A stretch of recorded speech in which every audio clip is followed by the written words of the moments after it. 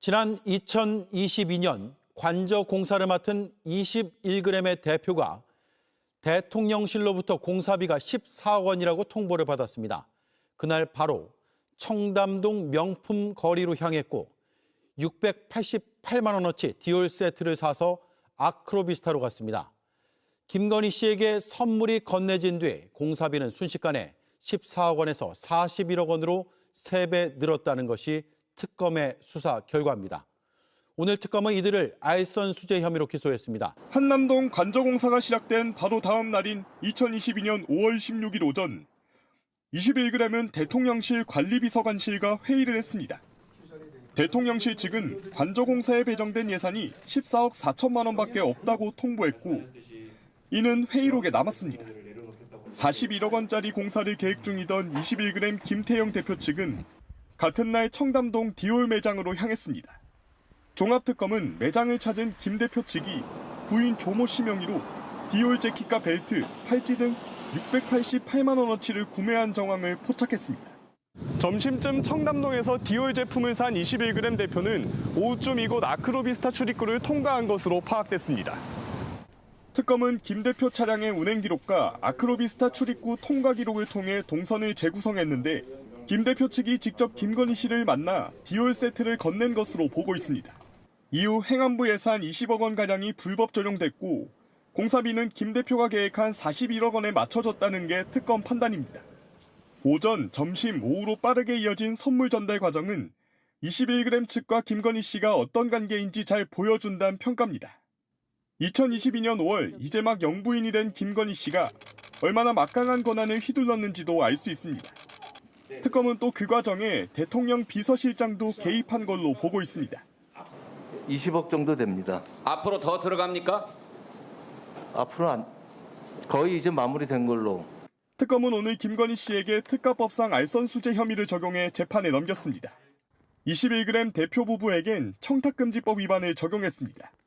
무자격 업체 21g이 관저공사를 맡게 된 배경에 김건희 씨와 관저 이전 TF를 맡은 윤한홍 의원의 부당한 개입이 있었다고 보고 직권남용 혐의로 재판에 넘겼습니다.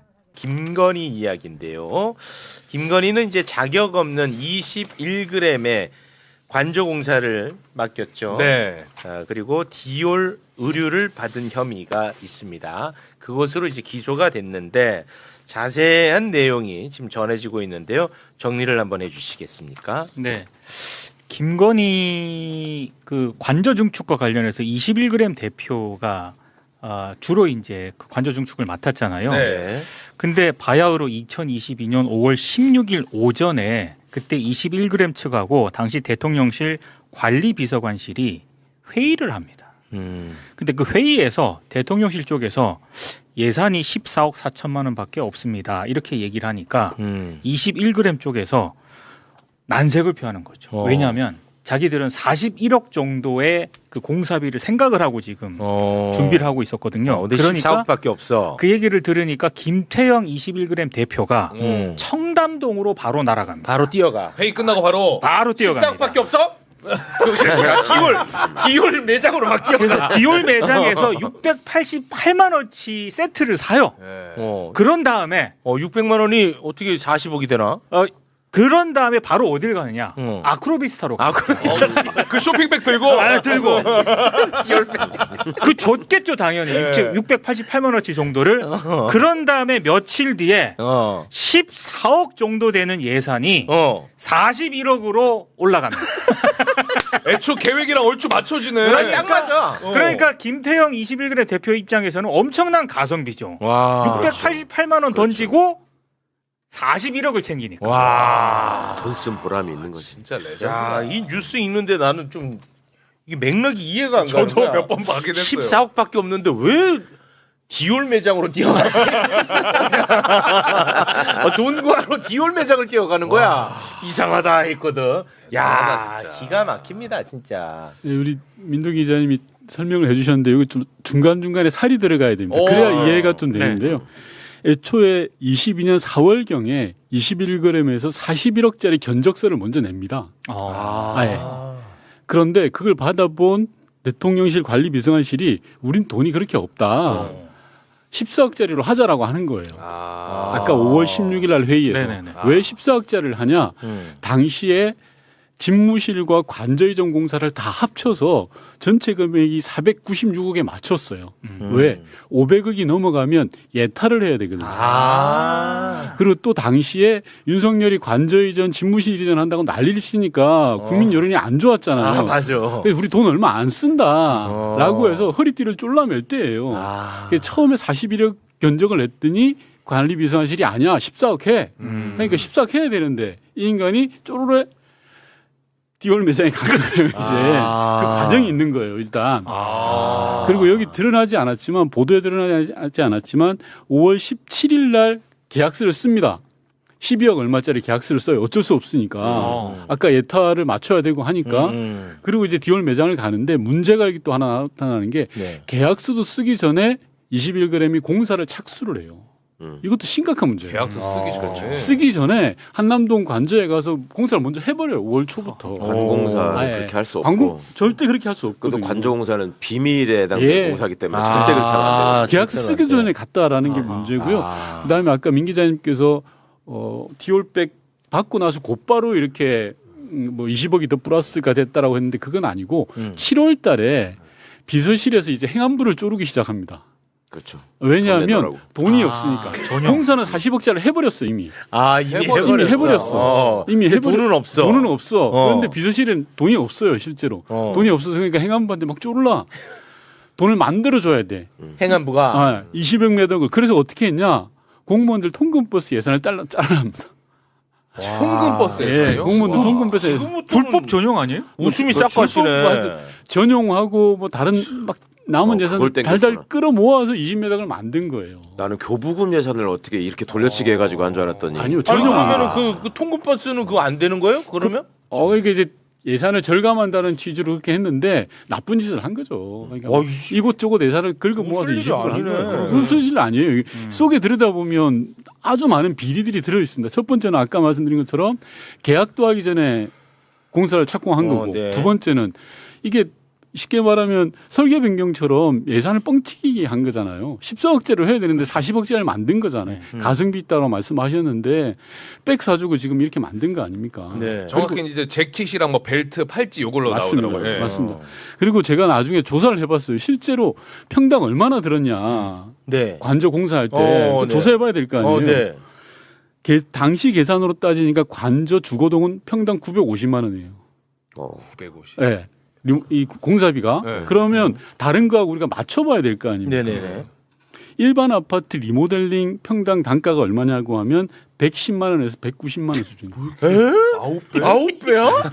아이씨 뭐야? 이거 쓸 일이 아니네. 단독 주택 같은 경우에 신축 공사를 하면 평당 얼마가 들으냐 따져봤더니 598만 원이에요. 비싸게 해도 네, 23년 기준으로 와. 이게 평당 단가가 나와 있어요. 부동산원에 같은 데 가면. 와. 야, 그러면 대한민국에서 가장 비싼 데가 어디겠습니까?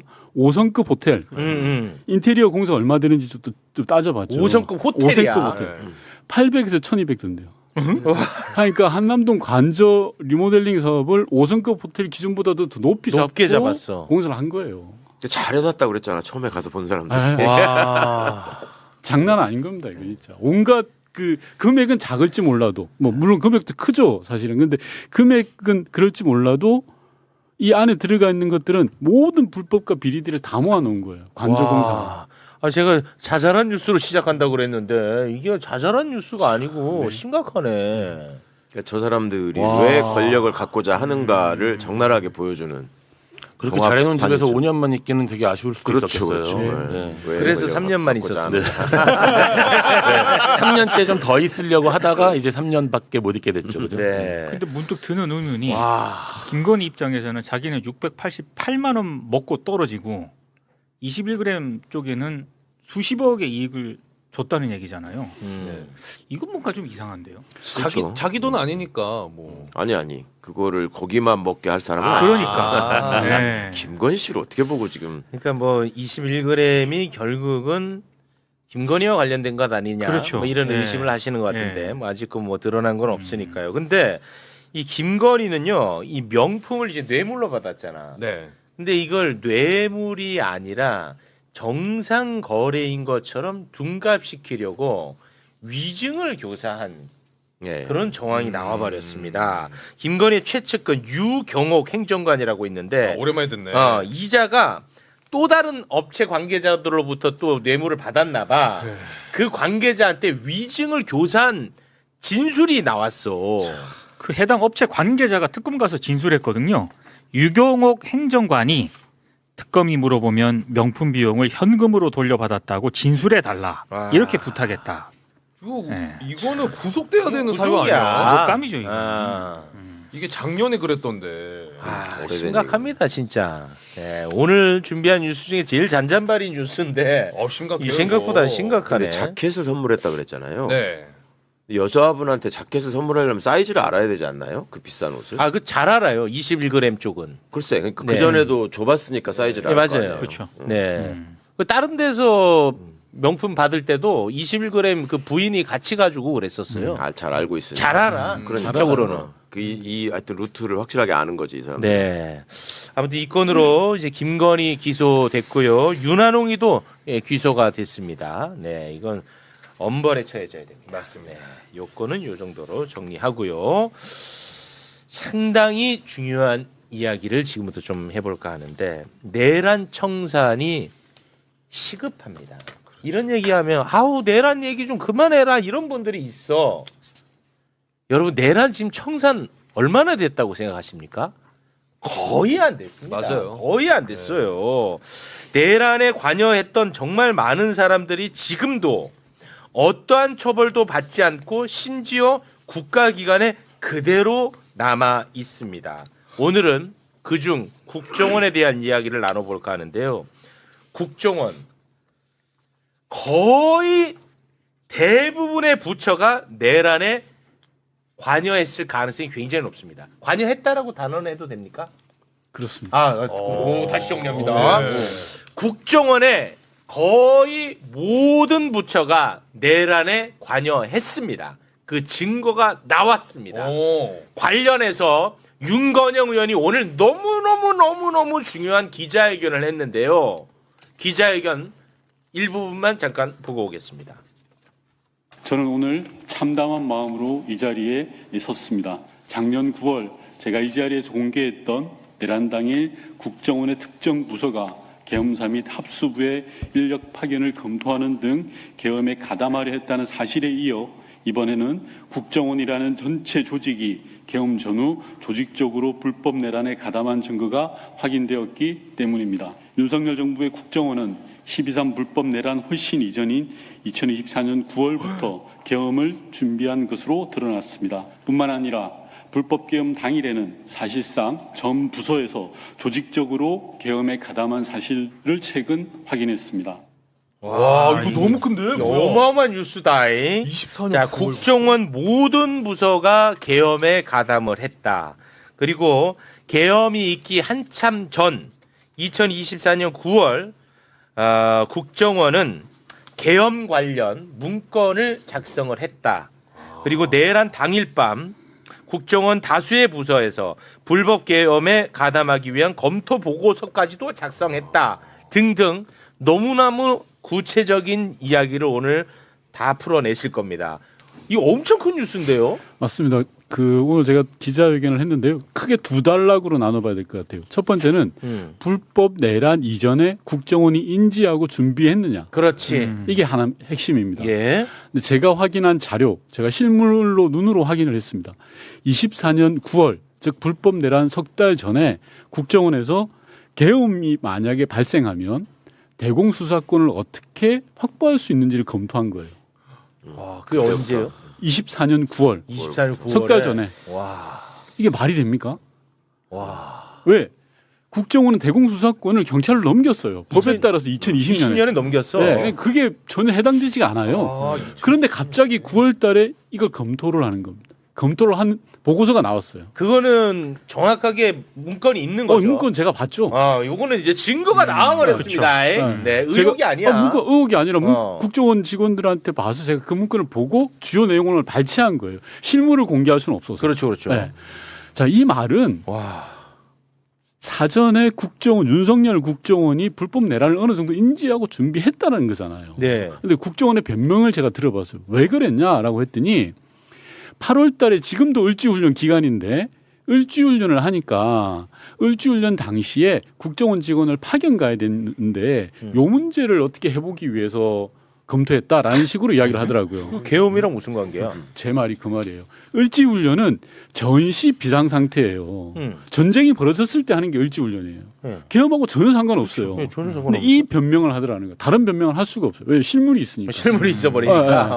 형식적으로는 그거죠. 전시 대비 훈련이기 때문에 그때 계엄 상황을 염두에 두고 하거든요. 그러니까 계엄이라는 말은 나와. 을지훈련 할 적에. 말은 나와. 네, 그게 거기다 갖다 붙이는 거죠. 갖다 붙이는 게 전혀 괴가 일치하지 않죠. 그렇죠. 그 해마다 하는 건데 그때 네. 가서 검토한다는 왜 게 말이 그날 안 검토합니까? 어. 이게 첫 번째 문제입니다. 네. 그러니까 불법 내란 석 달 전에 이미 국정원은 검토하고 있었다라는 와, 이거 거고. 굉장히 중요한 대목입니다. 두 번째 문제는 그동안에 국정원이 야, 불법 내란에 뭔가 가담했을 것 같은데 증거가 안 나왔잖아요. 그게 아주 미칠 노릇이었습니다. 제대로 나온 게 없었어요. 작년 9월에 제가 수사국 보고서라 그래서 한번 여기 방송에서 나와서도 이야기한 적이 있습니다. 네. 근데 그것 또한 실무자가 한 거다라고 잘라버렸잖아요. 국정원은. 실무자의 자발적으로 그냥 뭐 써본 메모 정도 수준이지 보고서가 아니야라고 설명을 했거든요. 네. 그런데 제가 오늘 밝혔던 건 국정원의 주요 부서에서 계엄에 동조하기 위한 검토 보고서를 다 작성한 거예요. 부서에서. 자, 예를 들어볼게요. 첫 번째, 국정원에는 신원조사 부서가 있어요. 네. 예를 들어 체육 앵커가 신원이 뭐 불투명하다 뭐 이런 것들을 조사하는 부서가 있어요. 여기에서는 어떤 문구를 쓰냐고 하면 계엄이 발생되었다. 이제 신원 조회 업무가 과다해질 거야. 이걸 우리가 잘 준비해야 돼. 이런 보고서를 쓴 거예요. 그게 이제 12월 3일 밤에 네. 즉 국회가 불법 계엄에 대해서 해제 의결을 한 그 시점에 이게 말이 됩니까? 국회가 의결한 이후에 이후에 네. 더 문제가 심각하네. 시간상으로. 자, 그 다음에 또 있습니다. 국정원 감찰 부서는 또 어떤 보고서를 쓰냐면 국정원 감찰. 내란이 이제 계엄이 발생했으니 유언비어가 확산될 수가 있다. 우리가 이 유언비어를 철저하게 잘 잡아야 된다. 이런 보고서를 써요. 와. 이 말이 됩니까? 또 총무부서에서는 계엄이 발생됐으니까 어디에 몇 명을 파견하고 어떻게 해야 되고 우리 국정원이 해야 될 역할이 이런 거야라는 문건을 작성합니다. 그래서 국정원 주요 부서장들한테 다 보내요. 부서장한테 다 보냈어. 다 보내요. 이게 그 빼박이죠. 와, 근데 이게 이번에 처음 알려졌어요? 처음 알려진 겁니다. 왜 그동안에 공개가 안 됐어요? 이 어마어마한 문건이? 국정원은 조직의 특성이 있거든요. 그래서 서버를 들여다보지 않으면 이게 잘 알 수가 없어요. 그래요? 네. 그래서 이재명 정부가 들어서 지난 정부 거에 대한 서버를 들여다보지 않은 겁니다. 그런데 최근에 이제 이러저런 분들이 저한테 제보를 해주시고 제가 제보를 받고 네. 국정원에다가 네.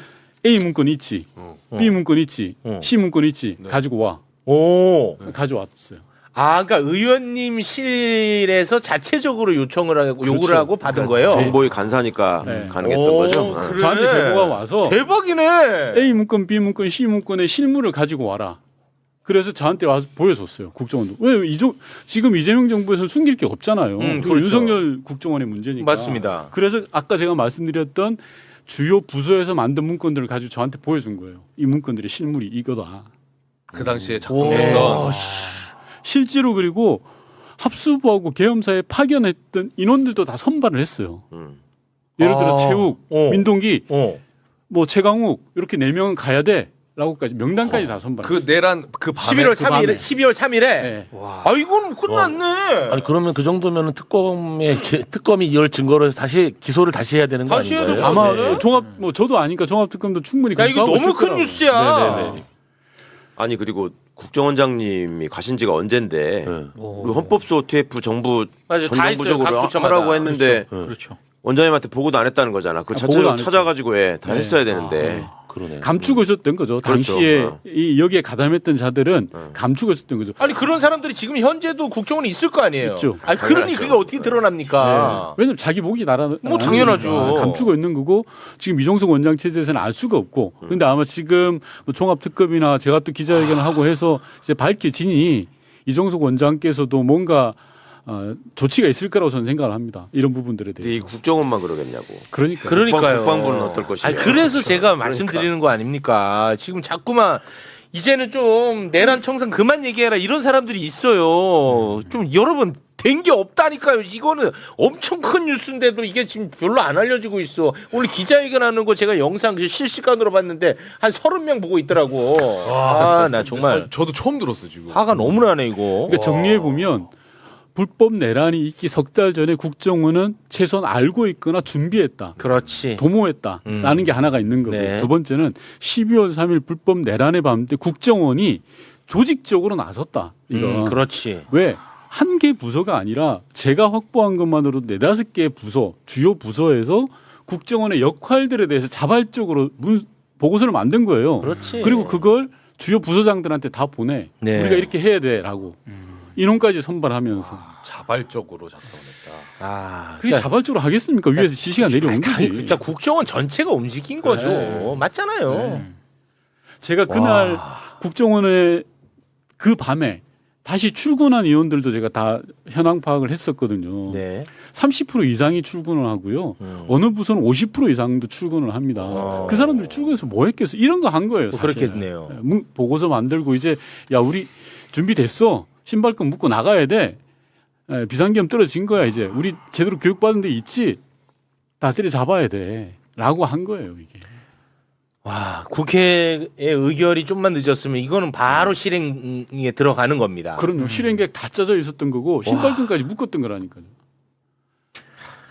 이런 얘기 해야 돼. 이런 얘기. 지금 이런 얘기 해야 됩니다. 그렇죠. 유언비어를 잡는 부서는 감찰부서에서 이런 보고서 만들었으면 언론까지도 이게 그렇지. 했을 수 있죠. 충분히 합리적 추론이 가능하죠. 유언비어라는 것은 본인들 판단인 판단, 거니까.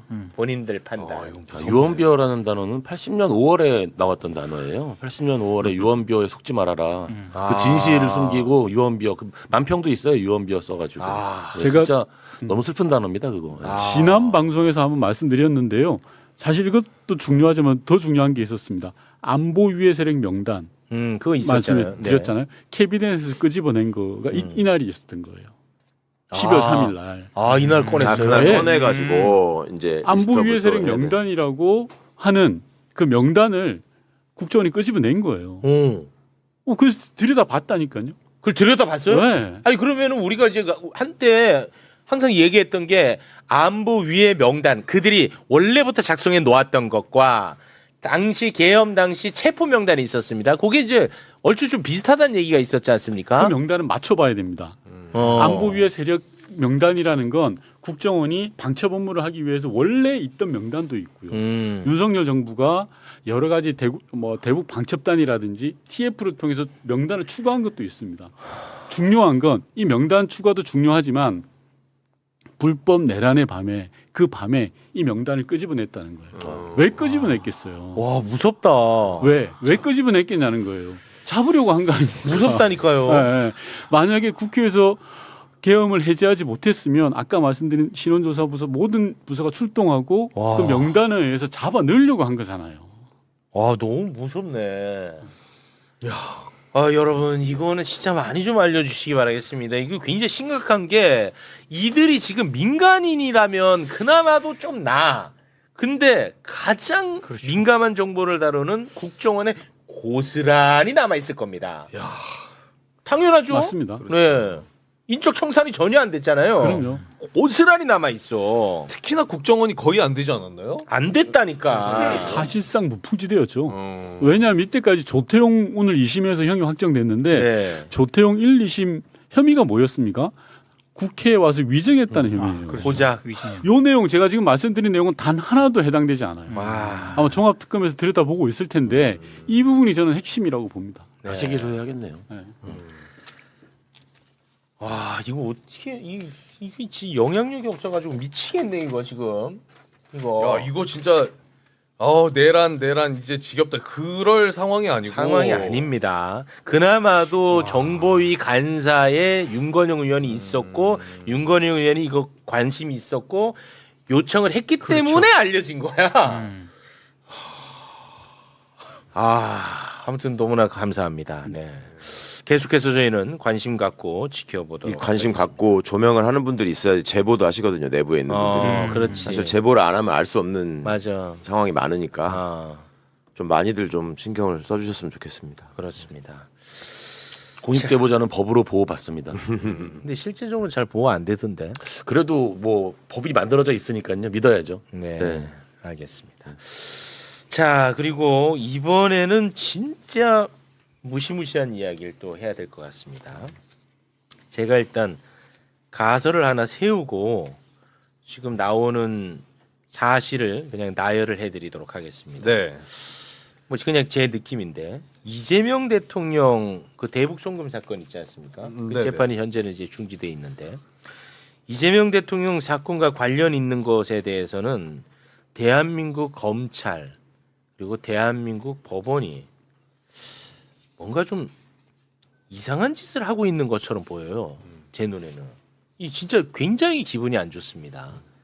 하나하나 좀 살펴보도록 하겠습니다. 먼저 대북 송금 조작 기소 사건. 우리가 이거 엄청 한때 많이 다뤘잖아. 맞아요. 그래서 이제 뭐 내용에 대해서는 잘 알 텐데 지난 4월이었습니다. 지금이 8월이니까 한 4개월 전이었죠.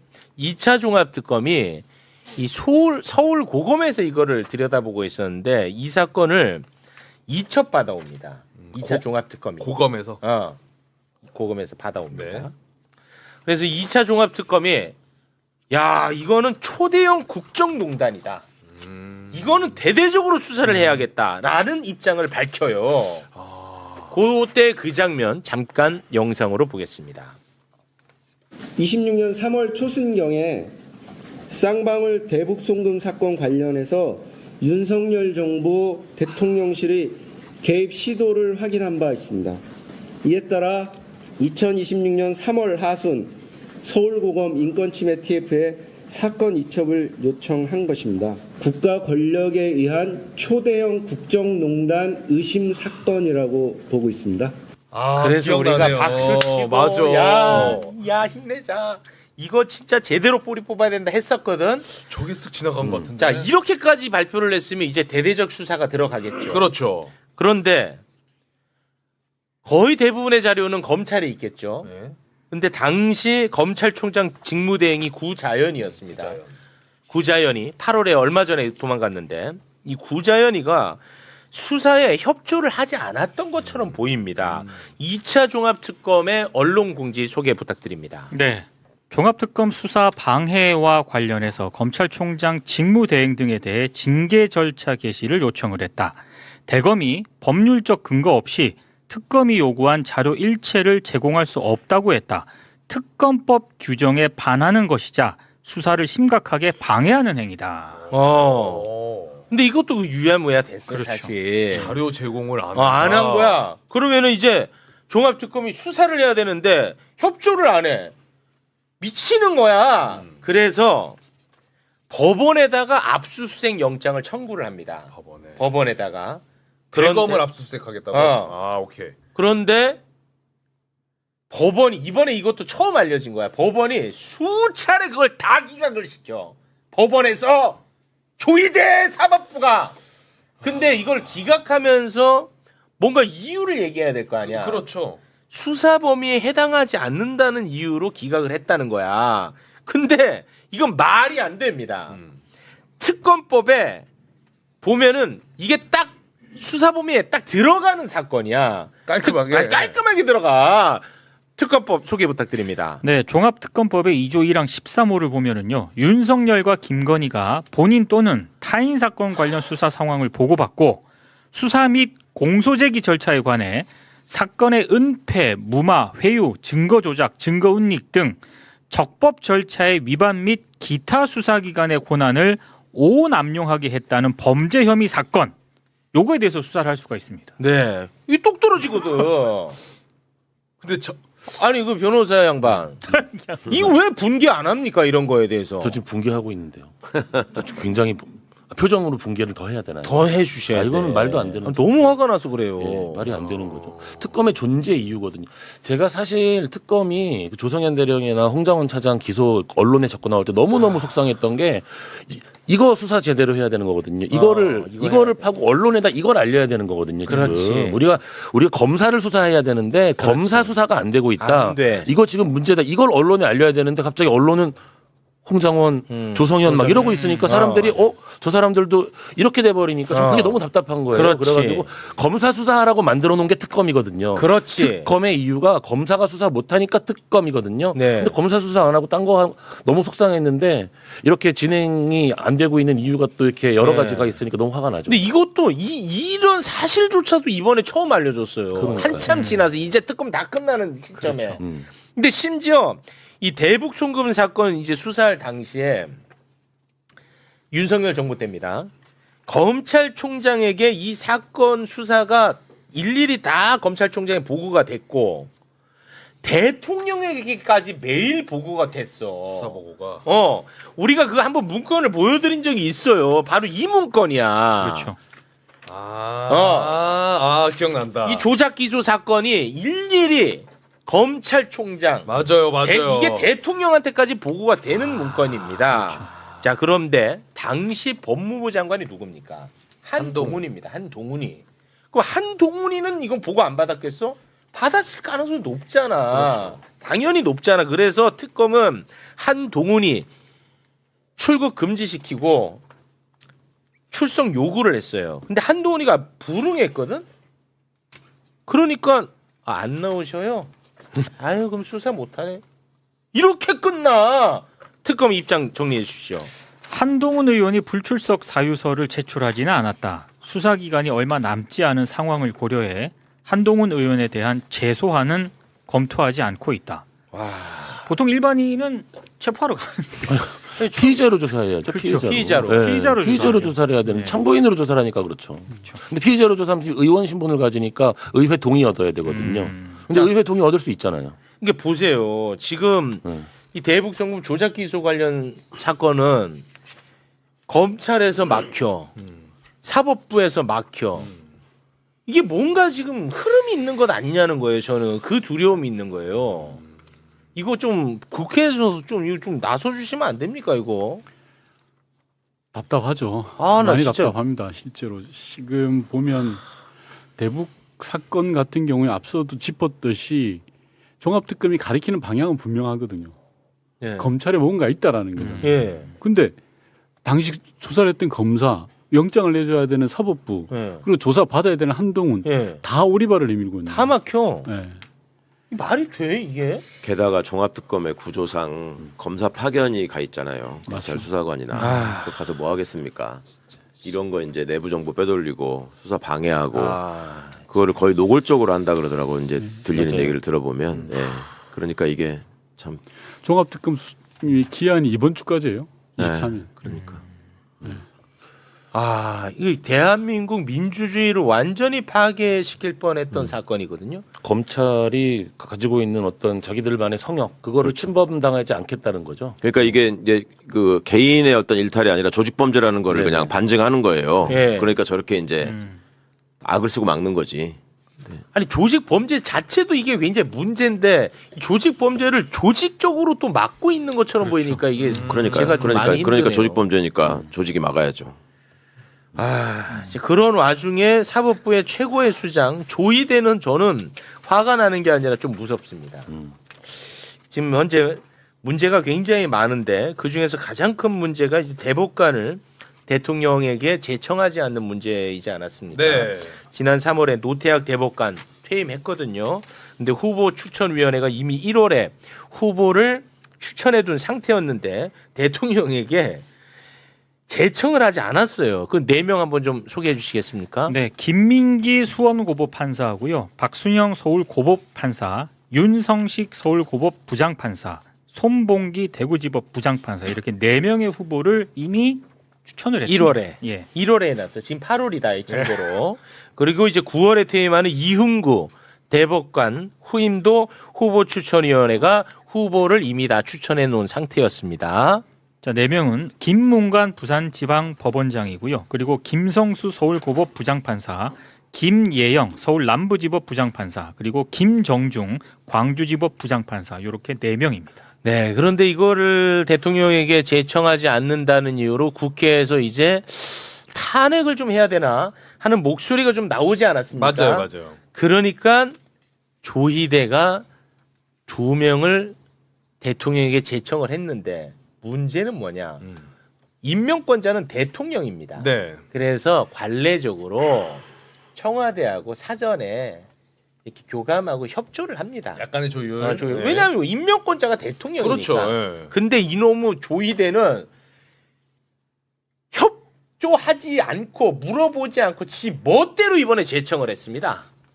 조희대가 2명을 제청을 했거든요. 예. 노태학 후임 대법관으로 손봉기 대구지법 부장판사를 제청을 했고 이흥구 후임 대법관으로는 김성수 서울고법 부장판사를 제청을 했는데 김성수 판사 같은 경우에는 청와대와 협의를 했습니다. 그런데 노태학 후임 대법관인 손봉기 부장판사는 청와대와 협의 없이 서면으로 그것도 지금 제청을 했는데 이거 진짜 건방지네. 통상 최종 제청은 대법원장이 대통령을 직접 만나가지고요. 대면으로 진행을 해왔던 게 그동안 관례였습니다. 근데 이번에는 서면으로 사실상 통보를 한 거죠. 예. 자, 이제는 이제 전문 분야니까 요걸 좀 맥락을 설명을 좀 해주셔야 될 것 같습니다. 아주 그 질이 나쁜 정치적 꼼술수를 썼다고 봐요. 대법원장이. 그러니까 지금 1월 달에 추천된 저기 대법관 후보를 여태 임명하지 않고 있다라고 하는 의도가 드러난 거죠. 그렇지. 이번에 해가지고 자기가 하고 싶은 사람이 따로 있었던 그렇죠. 거야. 사실은 그간에 이제 흘러나온 얘기들이 저 손봉기 부장을 시키고 싶어가지고 청와대에서는 그 김민기 판사를 원했나요? 그거는 잘 모르겠어요. 여성 판사들이 아무래도 조금 더 필요하지 않냐. 여성이 몇 명 없으니까. 그런 얘기가 있었지만 특정인으로 누구를 한다라는 거는 저는 박순영 뭐 김민기 둘 다 괜찮다라는 생각을 개인적으로 하고 있었는데 네. 청와대가 어쨌는지는 지금 그거를 청와대에 들을 수는 제가 없으니까 네. 이거는 모르겠고 보도는 있더라고요. 예, 보도는 좀, 그런 식으로 예. 났었죠. 근데 그거를 지금 예전에 저희가 일할 때 보면은 저 협의 과정이라고 하는 것이 지금 뭐랄까 저기 손봉기 판사 같은 경우에는 없었다고 지금 보도를 하는데 쉽게 말하면 없는 건데 사실은 없었던 게 아니라 그간에 이제 오가는 과정들이 있었던 거죠. 협의 과정이 있었는데 협의가 안 된 거지. 그러니까 조희대가 마음에 안 들었던 거야. 그렇죠. 그러니까 청와대 조희대는- 목소리가. 그렇죠. 조희대는 특정인을 계속 시키고 싶었고 네. 청와대는 그 사람은 적합하지 않다라고 생각을 한 거고. 네, 그런 것 같아요. 그러면은 대법원장의 제청권이라는 거는 헌법적으로 어떤 의미가 있냐면 임명권자에게 대법원장의 의사를 전하는 거죠. 나는 이 사람을 대법관으로 하고 싶다. 근데 제청을 하는 이유는 그 사람이 임명되게 하기 위해서 하는 거 아닙니까? 네. 그냥 나 제청할 테니까 임명하든 말든 알아서 하세요. 이건 아니거든. 원래 아니죠. 취지가 당연하잖아요. 네. 그러니까 그런 과정을 원활하게 하기 위해서 협의라는 거를 하는 거죠. 근데 그 협의 과정에서 본인의 마음에 들지 않는다는 이유로 시간을 끌고 있다가 이번에 이제 소위 세칭 조금 저기하게 말하면은 끼워 팔기를 하는 건데 한 사람 더 할 테니까 두 사람 가지고 어떻게 하나 보자.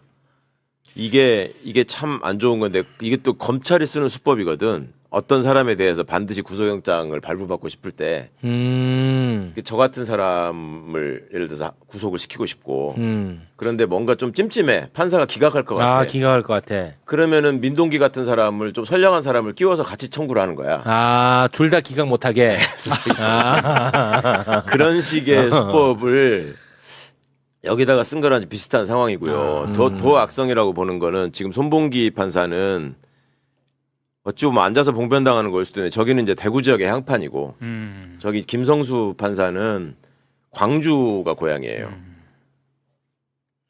그러니까 이게 마치 지역 안배를 하는 것처럼 모양을 만들어 놓고 한쪽은 협의하고 한쪽은 안 하고 하는 해가지고 그러면은 본인이 생각할 때도 국회 동의 절차를 거쳐야 되는데 대법관은 그러면 이제 어떤 절차가 어떻게 된다고요?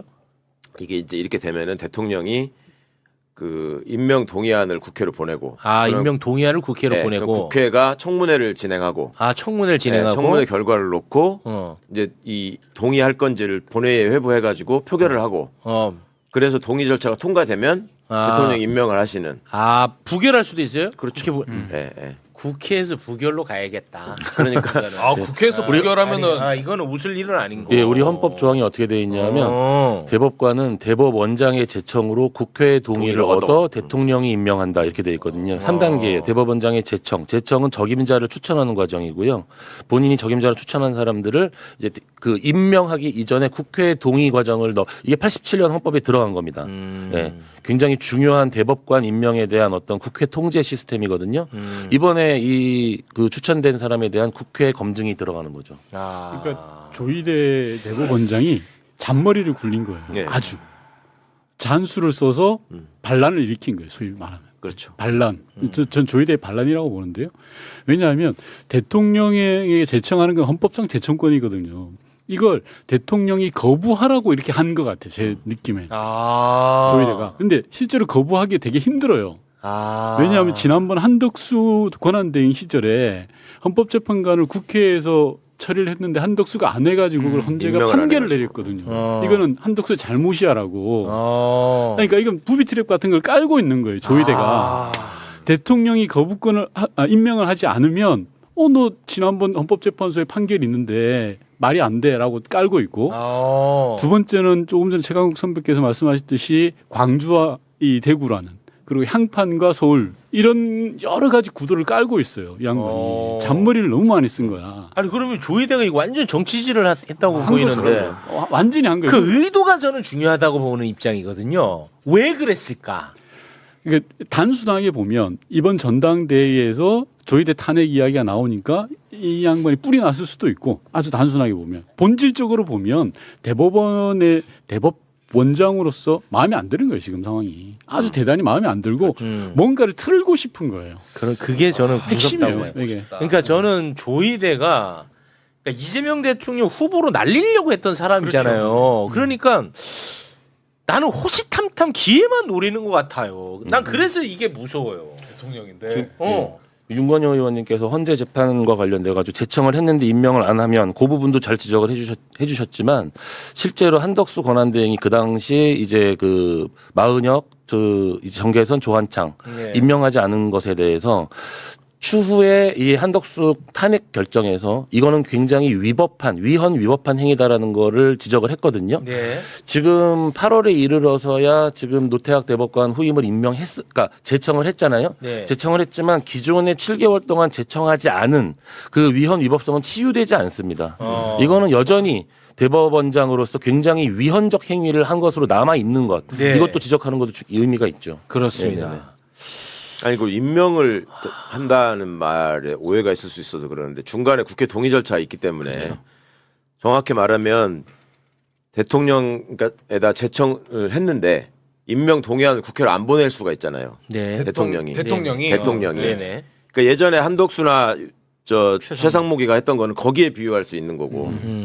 근데 이제 국회로 오면 국회가 청문회를 거친 다음에 동의하느냐 마느냐 전적으로 국회의 권한이고 그다음에 국회가 동의를 해서 보냈는데 대통령이 거기서 또 임명을 안 할 수가 있는 거지. 원래는 안 그러는데 윤석열이 때 만들어진 그런 거 얘기하면 처음 봤죠 그때. 그 두 가지 그게 있는 건데 이 대법관 헌법재판관과 달리 이 국회 동의 절차가 중간에 있기 때문에 이제 국민적인 판단을 받아야 되고 조희대 씨의 입장을 가장 좋은 쪽으로 해석을 해주면 이분이 법원 내에서 이제 가장 고집이 센 판사다. 예전부터. 누가요? 조희대가. 그런 평가를 받아왔어요. 그러니까 자기는 윤건영 의원 말씀처럼 지금 정치권의 상황이나 이런 돌아가기 마음에 안 드는 거야. 그리고 나는 사법권 독립을 계속 수호하는 원칙적인 판사야. 자기 생각할 때. 그러니까 가장 좋은 쪽으로 해석하자면. 그러니까 나는 헌법상의 제청권을 그냥 행사할 테니까 그러면 저기 부동의를 시키든지 거부해보세요. 말하자면 입법부하고 행정부에다가 공을 던진 거예요. 정치적 파장을 염두에 두고. 그래서 국민들이 보기에 누가 이기나 해봅시다. 이런 마음이 있을 것 같고. 아니 그렇게 예를 들어서 이재명 대통령 흔들어서 어떤 것을 얻으려고 하느냐가 저는 문제라는 이게 거거든요. 지금 그 법원조직법이나 이 사법개혁 법안들이 통과가 돼가지고 대법관 숫자가 늘어나잖아요. 그러면 앞으로 조희대 씨가 내년 7월까지가 정년이기 때문에 그 안에 또 대법관 제청 이게 필요한데 본인은 앞으로도 계속 이런 식으로 내 맘대로 하겠다라는 일종의 기싸움. 아, 그럴 수는 있겠네. 그럼 이제 국회 입장이 대단히 중요할 것 같은데. 그래서 저는 이건 뭐 간명한 것 같습니다. 예. 제가 볼 땐 조금 전에 말씀드린 것처럼 조희대 대법원장의 의도 그리고 정치적인 노림수가 딱 뻔히 보이잖아요. 국회에서 철저히 검증하면 됩니다. 뭐 길게 이야기할 것도 그렇죠. 없고 그리고 대통령한테 부담 줄 필요도 없고요. 네. 국회가 따박따박 제의를 하면서 검증을 잘하면 뭐 답은 나와 있는 것 같습니다. 네, 알겠습니다. 저는 아무튼 조금 더 악의적으로 지켜보도록 하겠습니다. 그리고 국회가 시간 끌지 말고 네. 정해진 대로 하는 게 중요해요. 맞아요. 예전에도 보면은 대법원장, 대법관 그 부동의해야 된다고 한참 그러다가 시간 가고 나면은 또 이래저래 로비 받아가지고 스무시 넘어가고 그랬거든. 그런 짓 안 해야죠. 그런 게 있어요. 이제 궁금한 게 이게 만약에 국회에서 동의를 안 했다. 두 사람 중에 한 사람이라도. 그러면 다시 절차를 또 밟아야 되는 다시 거잖아요. 밟아야죠. 새로운 사람으로 네, 다시 다시 제청해야죠. 똑같은 사람은 안 되고. 그렇죠. 다시 밟아야죠. 그러면 새로운 지금 추천은 새로 받아요. 대법원 전원합의체로 회부된 사건들이 있지 않습니까? 네네. 김건희 건이라든가 뭐 한덕수 건이라든가 그거는 그럼 연기가 되는 거예요? 아니죠. 지금은 없는 공석 상태에서 진행이 되는 거예요. 아. 네. 그 상태에서 할수 왜냐하면 전원합의체는 있는데 우리 법에 대법관의 3분의 2 이상의 출석이 이제 그 아하. 전원합의체 요건이기 때문에 네네. 지금 두 석이 공석이 되더라도 진행이 가능해요. 근데 아하. 그러면은 진행하다가 네. 그 결론이 아직 안 난 상태에서 두 명이 새로 들어오면 네, 네. 그래도 두 명을 배제하고 들어오면은 약간의 시간을 더 그 사람들이 기록 검토를 해야 되니까. 근데 시급한 사건이면 기록 검토를 빨리 할 수 있으니까 그것 자체는 큰 문제는 안 되죠. 조희대 대법원장의 장기가 기록 빨리 보는 거잖아요. 네. 이틀이면 다 봅니다. 뭐 수십만 페이지도 금방 보는데. 그렇습니다. 그러니까 지금 현재는 전원합의체는 그냥 진행은 될 수 있어요. 알겠습니다. 자, 그리고 정성호 법무부 장관이 이 사직서를 제출을 했습니다. 정성호 장관의 입장 잠깐 들어보고 오겠습니다. 이재명 대통령이 최근에 잘 버텨달라고 했었잖아요. 그런데도 오늘 공식적으로 사직서 제출하신 이유가 있을까요? 법무부 장관 사의 표시는 이미 뭐 한참 전에 했었잖아요. 다시 이거 언론에도 보도됐었고 그렇기 때문에 충분히 대통령께도 여러 차례 말씀을 드렸고 형사소송법도 이제 통과됐고 남은 건 뭐 공수처 출범입니다. 공수처는 또 중수청하고 달라서 기존 검찰 조직의 간판만 바꿔 달고 업무 조정만 하면 되기 때문에 크게 제가 할 역할이 별로 없습니다. 오히려 지금 뭐 국회 가서 다른 현안들 당의 통합이라든가 또는 또 형사노법 개정 과정에서 나타난 약간의 문제점들 이런 걸 신속하게 수정하는데 내가 할 일이 더 많지 않겠나 그런 판단하에 제가 제출했고 또 대통령 참모들에게도 충분히 다 말씀드렸어요. 네. 후임이 정해지면은 사표 수리는 될 것처럼 보이는데 그 언론에서 후임 얘기가 좀 나오던데요. 이름을 이제 하마평 형식으로 이제 박균택 의원하고요. 검사 출신이죠. 이건태 의원 등이 거론되고 있다. 검사 출신. 예, 이렇게 지금 보도는 하고 있습니다. 네. 요거는 뭐 어떻게 봐야 됩니까?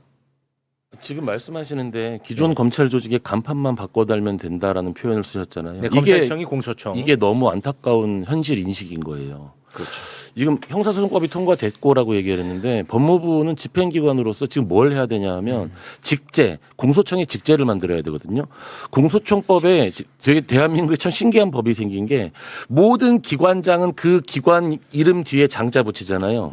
이제 공소청은 공소청장 이름이 검찰총장이 되거든요. 그것부터가 사실 법이 만들어질 때 좀 문제가 있었다고 생각을 하는데 뭐 얘기가 많았죠. 문제는 공소청을 어떻게 그 편제를 만드느냐.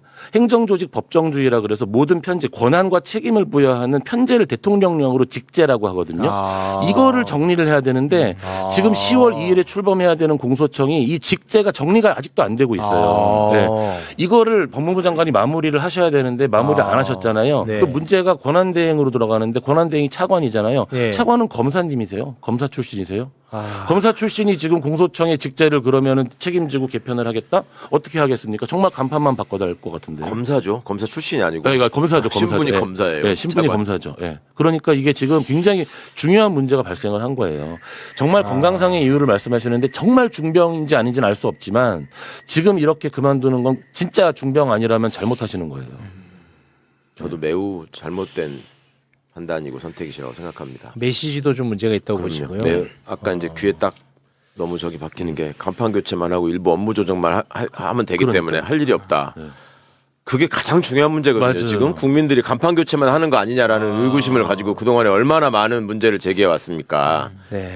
그러면은 법무부 장관은 누차 말씀드리지만 그 법무부가 관장하는 집단 구성원들의 이해관계를 대변하는 분이 아니라 국민을 대신해서 그 이해관계자들을 통솔하는 입장에 계시는 분이거든요. 그러면은 입법부가 정책 방향을 정했잖아요, 지금. 네. 70여 년 넘게 유지됐던 대한민국의 검사 위주의 형사사법 구조는 더 이상 이제 국민 주권이 용납할 수 없다라는 네. 판단이 내려진 거지 않습니까? 그렇습니다. 그러면 그거에 맞게 기존의 검찰청과 새로 생기는 공소청이 어떻게 달라져야 하는가라는 것을 가장 체화시켜서 아까 말씀하신 직제령 같은 거에다가 구현시켜야 되는 분이 법무부 장관이에요. 왜냐하면 그간의 논의 과정에 쭉 참여를 해 오셨으니까.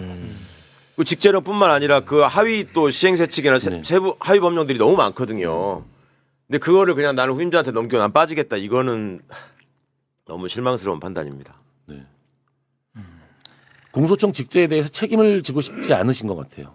그러니까 왜냐하면 결국 직제라는 게 만들어지면 권한의 배분, 즉 수사와 기소 분리가 확실히 이제 정해지면서 특히 요즘 문제가 되고 있는 수사권, 뭐 대검 과학수사부 이런 거 있잖아요. 그거에 관련된 책임을 지고 싶지 않으신 것 같아요. 냉정하게 말하면 정말로 중요한 일을 그냥 방치해버리시고 지금, 검사들한테 그냥 던져주고 나오신 일인데 보십시오. 지금 장관 권한대행으로 차관이 그걸 하면서 이제 민정수석실이 조정하면서 그거 해나가야 될 거란 말이에요. 민정수석실도 다 검사잖아. 검사 출신이잖아요. 그러면 이게 어떻게 될까요? 그래서 검사들한테 공소청 조직을 정해라라고 던져주는 거나 마찬가지가 돼버린 상황이 돼가지고 너무 안타까워요. 그리고 시간이 얼마 남지 않았어요. 10월에 출범하는 10월 2일에 출범하는데 이제 8월 끝나가는데 거의. 중수청도 지금 아직 그 제대로 갖춰지지 않고 있는데 공소청은 아예 지금 직제가 어떻게 나올지 그 초안 자체가 국민들이 알지를 못하고 있어요. 가뜩이나 지금 거기 검찰청에 기존에 있었던 수사 인력들이 너무 많이 남는다 지금. 네, 맞아요. 그 얘기를 하고 있잖아요. 걱정하고 그리고 수사권을 다 박탈당한 상황에서 이제 특사경을 이용해 가지고 옛날 하던 짓을 또 할 수 있다라는 걱정이 있는데. 그런 우려는 있죠. 그러니까 이제 그 직제가 되게 중요한 거거든요. 이 사람들 그래서 어떻게 해서 어떻게 지금 보내고 인력 배분을 어떻게 하느냐에 따라서 거기 수사관들이라는 사람은 수사 직렬로 뽑혀 있기 때문에 수사 업무만 해야 돼. 그렇게 직제가 정해지면 이 사람들이 당연히 거기서 잉여 인력이 돼가지고 딴 데로 옮겨가야 되고 하는 이런 상황들과 다 연계가 되는 건데 그게 지금 다 그냥 내던져져 버린 거예요. 저는 개인적으로 궁금한 게 지금 이게 자 그러면은 이렇게 정리해서 갑시다가 잘 안 느껴지거든요. 그런데 시간은 가고 있잖아요. 그러다가 10월 2일이 딱 되면 정리가 안 된 상태면은 그래도 일단 출범을 하는 거예요? 어떻게 되는 거예요? 출범하지. 법은 시행되는 건데 직제가 없으면 거기 있는 사람들이 그러니까 직제라는 건 쉽게 말하면 너는 어떤 권한을 가지고 거기에 대한 어떤 권한과 책임의 문제인데 그게 없는 상황이 되는 거니까 사람들이 가만히 있는 거예요, 그냥. 출범은 하고. 가만히 있는 거예요. 너가 이제 뭐 여기서 카메라 찍고 있고 카메라 감독이 여기 앉아 있고 그렇게 되는 거야. 뒤죽박죽 막. 그러면 결국 언론은 어떻게 하겠어? 저 봐라. 엉망이다. 김용민이 네가 책임져. 김용민이 이렇게 되는 거죠. 야, 요거는 정리가 빨리 좀 돼야 이거 좀 걱정이네. 진짜 걱정이네요. 생각했던 것보다는 조금 더 좀 아까 이제 특사경 말씀을 하셔가지고 저희도 이제 그 부분 좀 걱정을 했었는데 이제 특사경에 대한 수사 지휘권은 검찰이 또 갖는다는 거잖아요. 그러면 예를 들어서 직제 말씀하셨는데 그 직제 인력과 예산을 많이 남겨두면 지금 많이 남겨두려고 하고 있는 거죠. 그러면은 진짜로 말 그대로 간판만 바뀌는 맞아요. 셈이 되는 거 아니냐. 이 고생해가지고. 이제 그렇게 이제 우려가 연결이 다른 되는 거 다 거죠. 떠나서 그 포렌식 센터하고 그다음에 디넷 관장하는 문제, 디지털 증거 가지고 하는 문제를 기존에 우리가 지금 윤건영 의원 초반에 말씀하셨듯이 국정원 서버에 우리가 모르는 수많은 엄청난 자료들이 지금 숨어 있을 거라고 다들 예상하잖아요. 그게 권력이죠. 그게 이제 방첩사도 마찬가지란 말이에요. 검찰도 마찬가지지. 그러니까 그걸 안 넘기려고 하는 거죠. 최소한 그거를 공소청에서 떼내가지고 법무부 직할로 두던지 그거는 아니면 총리실로 보내든지. 그건 누가 결정하는 거예요? 그 법무부 장관이랑 행안부 장관이 둘이 협조해서 하는 아니 거예요? 그거는 그게 다 직제. 아니 그러니까 그걸 누가 하는 거예요? 왜냐하면 그거 대통령령으로 결정하는 영어로, 거예요. 대통령 지금 그 정부 조직. 논의를 하고 있어요. 네. 하고 있어요. 행안부하고 행안부랑 법무부하고 법무부가 다 같이 그래서 말씀하신 것처럼 디내 문제도 있고요. 범정이라 그래서 그렇죠. 범죄 정보 정보가. 담당하는 네. 손준성이 뭐 등등 고발사주 이런 조직을 어디에 둘 거냐라는 걸 지금 논의하고 있는 거죠. 이게 네. 굉장히 예민하고 중요한 문제인데 할 일이 없다고 하시면 알겠습니다. 네, 또 정성호 장관이 진짜 몸 상태가 많이 안 좋을 수도 있으니까 이 정도 선에서 좀 마무리를 짓겠습니다.